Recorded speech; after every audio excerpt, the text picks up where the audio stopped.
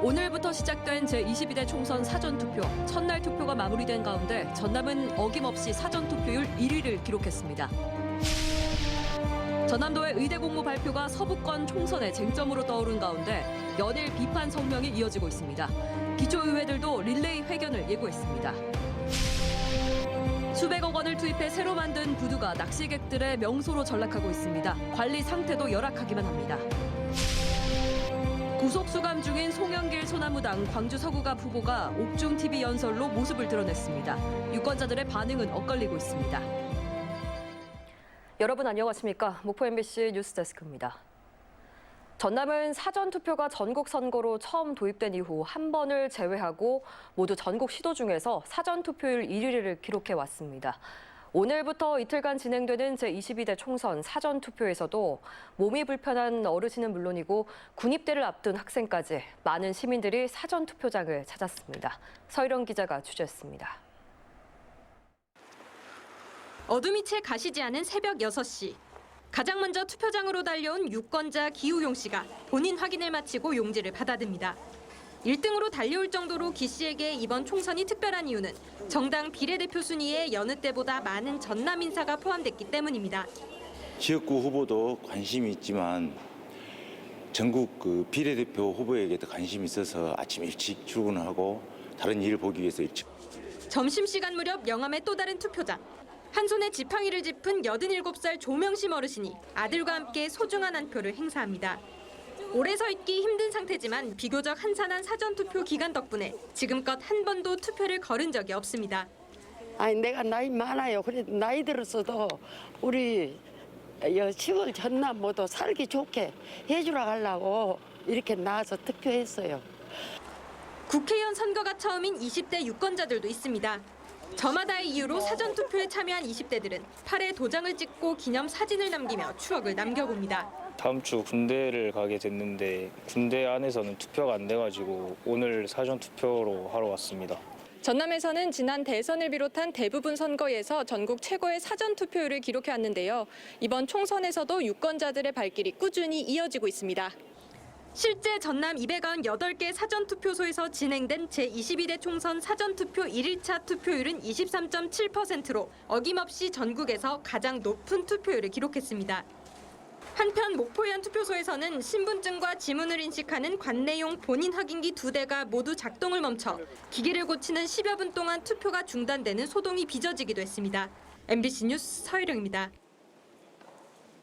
전남도의 의대 공모 발표가 서부권 총선의 쟁점으로 떠오른 가운데 연일 비판 성명이 이어지고 있습니다. 김영록 지사와 목포 지역구인 김원희 의원의 사퇴까지 거론되는 등 비판의 수위가 갈수록 높아지고 있습니다. 신광하 기자가 보도합니다. 사전투표가 시작된 상황에서 전남의대 공모 결정은 목포 총선의 쟁점이 됐습니다. 녹색정의당 박명기 후보는 목포대 의대 신설은 역대 정권의 대선 공약이었고 문재인 정부에서는 교육부의 타당성 용역까지 이루어졌다며 공모 방침을 강하게 비판했습니다. 또 먹기만 하면 되는데 그 밥상을 엎은 사람 김영록 도지사 당신 아닙니까?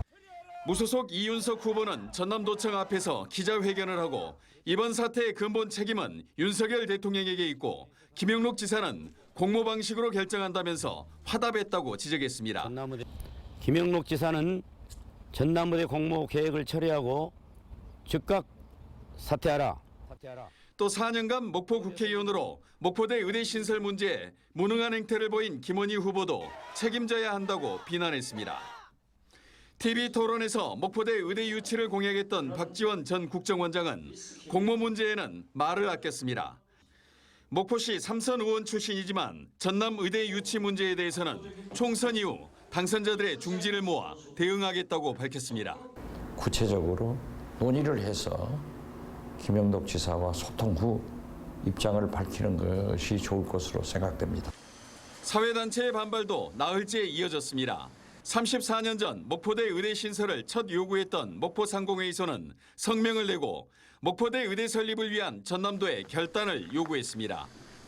김영록 지사의 공모 발표가 기습적으로 이루어졌다고 지적하고 이는 서부권 주민들의 생명권을 무시하고 34년간 목포대 의대 설립을 주장해온 지역민의 뜻과 노력에도 반하는 결정이라고 지적했습니다.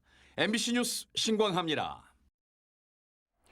김영록 전남지사의 단일의대 공모 결정 발표 이후에 지역사회 반발이 갈수록 커지고 있습니다. 무안군의회는 오늘 8일 기자회견을 열고 전남지사의 단일의대 공모 결정 철회를 요구할 예정이며 신안군의회와 영암군의회 등 전남 서부권 기초의회들도 잇따라 전남지사 규탄 릴레이 기자회견을 예고하고 있습니다.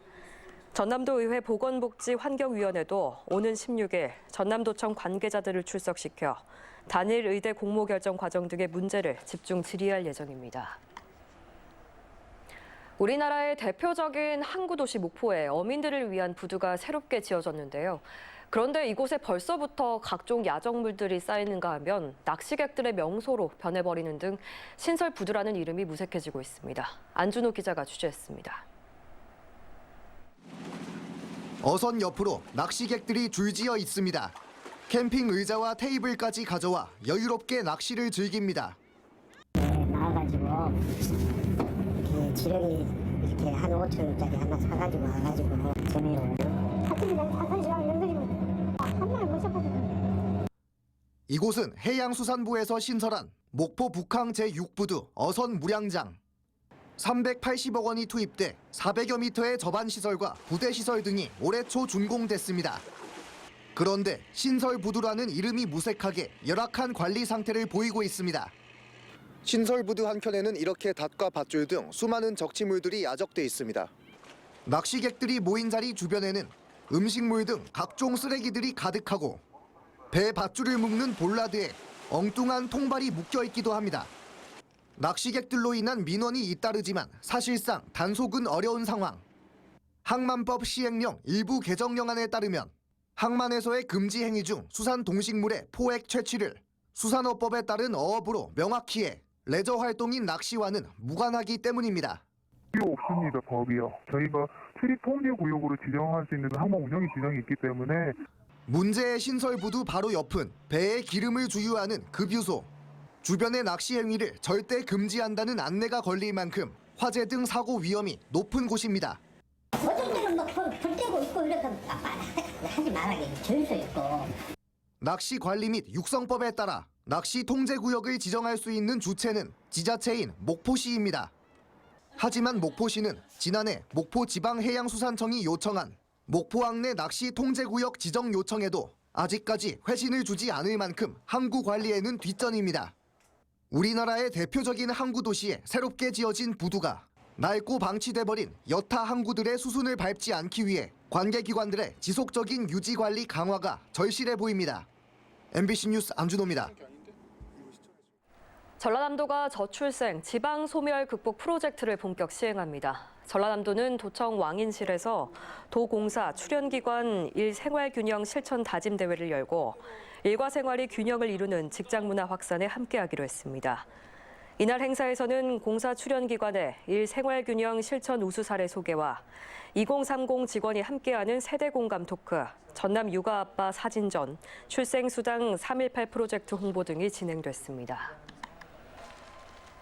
윤병훈 NH투자증권 신임 대표이사가 전국 지점 순회에 나선 가운데 오늘 NH투자증권 목포 WM센터를 찾았습니다. 윤병훈 신임 대표이사는 전국 모든 지점을 방문하겠다는 목표로 영업점을 찾아 소비자들을 만나고 지역별 전략 등을 구상하고 있으며 목포 WM센터 직원들과 만나 회사의 근간은 고객과 직접 만나는 창구라며 그 중요성을 강조했습니다. 민주당 동봉투 사건으로 구속수감 중인 송영길 소나무당 광주 서구갑 후보가 옥중 TV연설로 모습을 드러냈습니다. 정치 탄압으로 수감 중이라며 윤석열 정권 탄핵을 위해서는 민주당만으로는 부족하다고 지지를 호소했습니다. 이렇게 구속수감 중인 국회의원 후보자가 옥중 연설에 나선 것은 20년 전 박주선 전 의원에 이어서 이번이 두 번째입니다. 김영찬 기자가 보도합니다. 민주당 전당대회 돈봉투 살포 혐의로 구치소에 수감 중인 송영길 광주 서구갑 국회의원 후보이자 소나무당 대표가 KBS 광주 총국에서 방송된 광주 서구갑 후보자 연설 방송을 위해 카메라 앞에 섰습니다. 윤석열 정권의 정치 보복으로 구속되어 서울구치소에서 영상으로 인사드립니다. 수의 대신 흰색 줄무늬로 된 소나무당 유니폼을 입은 성 후보는 차분한 목소리로 10분 가까이 옥중 TV 연설을 이어갔습니다. 송영길 후보는 윤석열 정권 2년 동안 민생은 무너지고 남북 관계는 파탄났으며 민심은 듣지 않는 이틀막 정권이 됐다며 이재명 민주당 180석으로 하지 못한 윤석열 정권 탄핵에 선봉이 되겠다고 지지를 호소했습니다. 지난 4년 전 21대 국회에서 8명 국회의원 모두 민주당 초선이었습니다. 8명 국회의원 존재감이 없었습니다. 전국적 정치인이 없었습니다. 제대로 윤석열 검찰 독재와 싸우는 의원이 안 보였습니다. 송 후보의 옥중 연설을 놓고는 반응이 엇갈립니다. 안 됐죠. 짠하죠. 구속시켜놔놓고. 그건 아니죠. 보석해 주셔가지고 해야지. 긍정 여론을 확산시키는데 일정한 효과가 있을 것으로 예상되지만 선거 판도 자체를 뒤바꿀 수 있을지는 의문이다. 구속 수감 중인 국회의원 후보가 옥중 연설을 통해 선거운동에 나선 것은 이번이 두 번째입니다. 지난 2004년 17대 총선 때 비자금 수수 혐의로 수감 중이던 박주선 당시 무소속 의원이 고흥보성 선거구에 출마하면서 광주 MBC와 사상 처음으로 옥중 TV 연설을 진행한 바 있습니다. 조작된 범죄의 누명을 쓰고 억울하게 구속당해 서울구치소 옥중에서 녹화방송으로 이렇게. 한편 송 후보는 2021년 민주당 전당대회에서 6억 6천만 원의 돈 봉투를 당 관계자에게 살포하는 데 관여한 혐의로 구속 기소돼 재판을 받고 있습니다. 송 후보의 옥중 연설이 광주 소구갑 유권자들에게 얼만큼의 영향을 미칠지 결과에 관심이 쏠리고 있습니다. MBC 뉴스 김영창입니다. 미끼 문자를 활용한 스미싱 등 늘어나는 민생 침해 사이버 범죄에 대응하기 위해서 경찰이 도민 대상 예방 교육 강화에 나섭니다. 전남경찰청은 오늘 청사 남도마루에서 비영리 단체인 SKT 서비스탑과 사이버 범죄 예방과 정보통신 기술 교류를 위한 업무 협약을 체결하고 유형, 연령별 맞춤형 교육 자료 제작 등에 협력하기로 했습니다. 지난해 전남에서 발생한 사이버 범죄는 모두 7,200여 건으로 4년 전에 비해 67% 증가한 것으로 나타났습니다. 산과 바다, 하늘까지 푸른 섬 청산도에서 슬로 걷기 축제가 내일 개막해 오는 20일까지 펼쳐집니다. 청산도 슬로 걷기 축제는 개막 공연에 이어서 느리게 걷기 체험, 범바위 기체험, 별빛 밟기 체험 등 아시아 최초 슬로시티인 청산도의 정취를 느낄 수 있는 프로그램들이 펼쳐질 예정입니다. 오늘 오전 6시 20분쯤 완도군 신지면의 한 마을 공동 우물에서 50대 주민이 숨진 채 발견됐습니다. 경찰은 타살 혐의점이나 극단적 선택을 한 정황은 현재까지 발견되지 않았다고 밝히고 전날 남성이 술을 마셨다는 지인의 진술 등을 토대로 정확한 사고 원인을 조사하고 있습니다. 출국 금지 상태에서 중국 밀항을 시도하다가 재판에 넘겨진 이른바 코인왕과 밀항 알선 조직 일당이 실형을 선고받았습니다. 광주지법 해남지원은 코인왕으로 불린 40대 남성에게 밀항 혐의로 징역 10개월을 선고하고 이 남성으로부터 2억 원을 받아 밀항을 도운 알선 총책 60대 남성에게 징역 2년을 선고했습니다.